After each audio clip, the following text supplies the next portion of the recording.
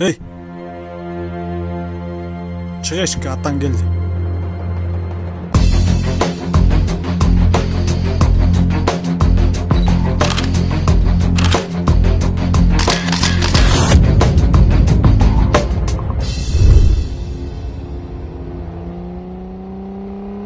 Тиги Тарчок Заева катайт этип салып туруп төпөштөм го. Тиги бала жакшы дагы сени кечирди.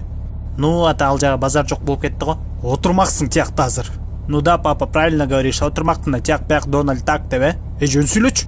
Эмне болуп калдың сен? Бир элдин балдарындай болуп бир иш кылсаң болот. Движениеби? Кайдагы движение, иштейм.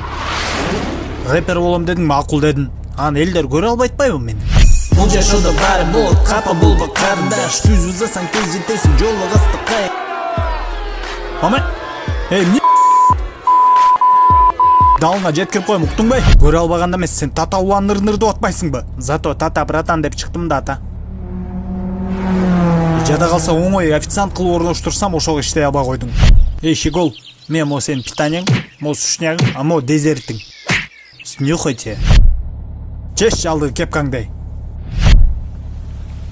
Ёп. Чачың химия кылып алдың сен дагы. Бул мода ата. Модаң дуран кийчи кепкаңды кайра. Бала мынтип жүрсөң жакшы болбойт. Сен оңолушуң керек. Кичине жумуштап, иштеп дегенде үйлөнүшүң керек. Жок дегенде мени ойлосо да, мамаңды ойлосоң, бул апаңды ойлочу. Ата, яма!